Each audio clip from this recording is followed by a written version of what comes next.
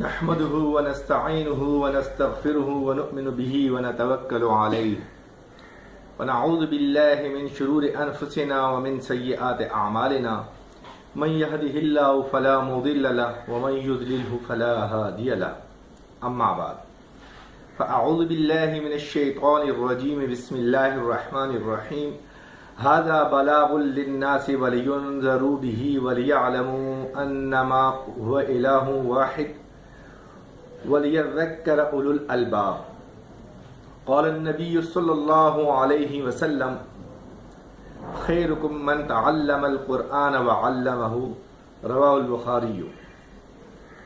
میرے معزز ناظرین سامعین، ایک سوشل میڈیا پر جو واٹس ایپ میں، فیس بک پر اور مختلف جگہوں پر ایک میسج جو چلتا ہے اور لوگ سوال کرتے ہیں، ہمارے جو واٹس ایپ پر مختلف گروپ چل رہے ہیں اس پہ بھی یہ سوال آتا ہے کہ قیامت کی علامات میں سے یہ بات بھی ہے کہ مسلمان قرآن کو اپنے ہاتھوں سے مٹا دیں گے وغیرہ وغیرہ۔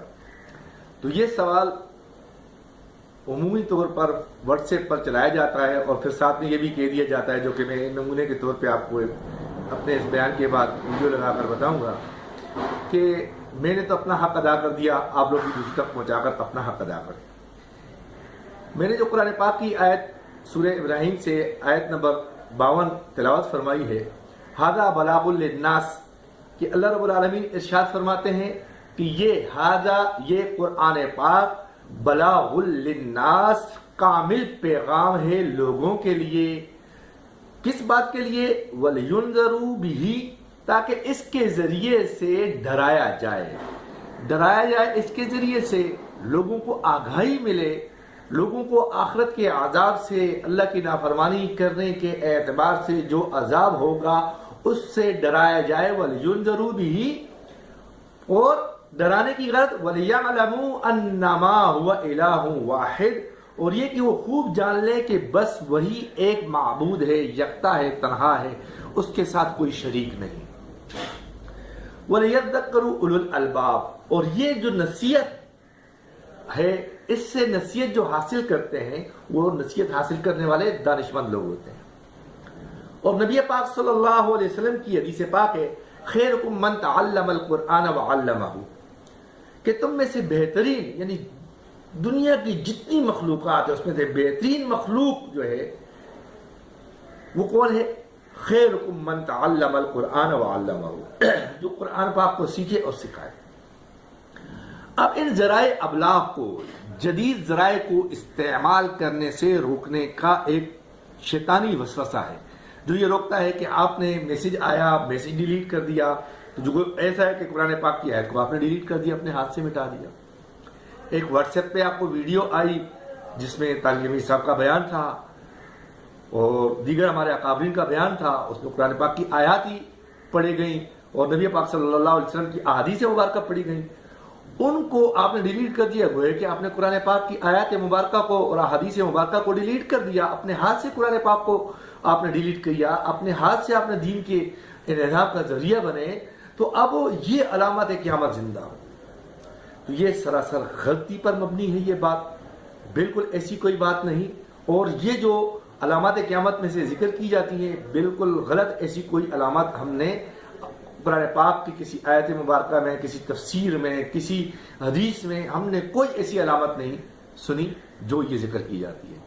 امید ہے اپنے عقائد نظریات کی اصلاح کریں گے اور صحیح علماء کرام جو اسلام کی صحیح ترجمانی کر رہے ہیں ان علماء کرام کی صحبت کو اختیار کریں گے، ایسے علماء کرام کی تقاریر، بیانات کو سنیں گے تاکہ آپ کے عقائد نظریات درست ہوں۔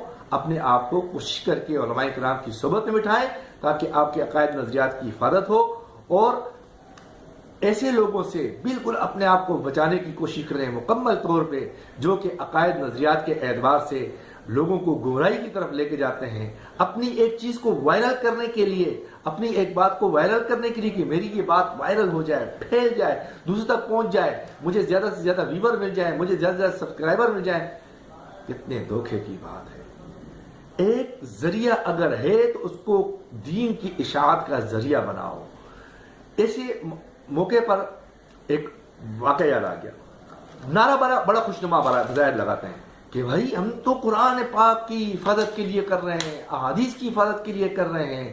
علی رضی اللہ تعالیٰ کے سنہرے حروف پہ لکھنے والے کلمات ان کے پاس جب آئے, جب ان کے اور معاویہ رضی اللہ تعالیٰ کے مابین جو اتحادی غلطی کی وجہ سے جو جنگیں ہو رہی تھی, ناراضگی ہو گئی تھی, دوریاں پیدا ہو گئیں, اب کچھ صلحاء نے ان کے درمیان میں اتفاق کرانے کی کوشش کی.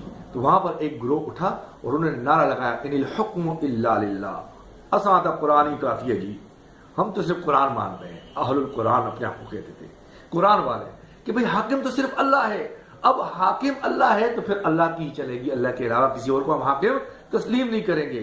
جب علی رضی اللہ تعالیٰ عنہ کو پتہ لگا تو انہوں نے فرمایا کلمۃ حق ارید بها الباطل, کلمہ تو حق ہے لیکن اس سے باطل کا ارادہ کیا گیا ہے. قرآن حق ہے, احادیث حق ہیں, لیکن اس سے باطل کا ارادہ بالکل نہ کریں, لوگوں کو گمراہ کرنے کی کوشش نہ کریں.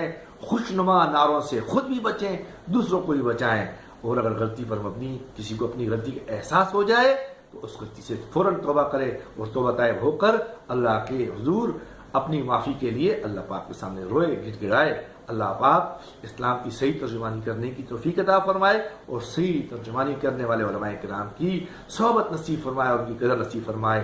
ترجمان اسلام چینل سے ہم آپ کے ساتھ انشاءاللہ رہیں گے. اس قسم کی رہنمائی آپ حضرات کی ہوتی رہی اور اس قسم کی سوالات اور کامنٹس آپ لوگوں کے آتے رہے.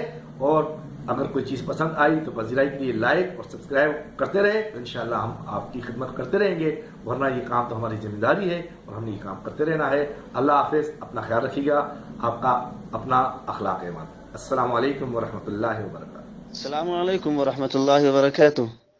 چیتاونی آپ کے لیے, یہ میسج سب کو سینڈ کرو اور ان سے بھی کہو آگے سینڈ کریں پلیز.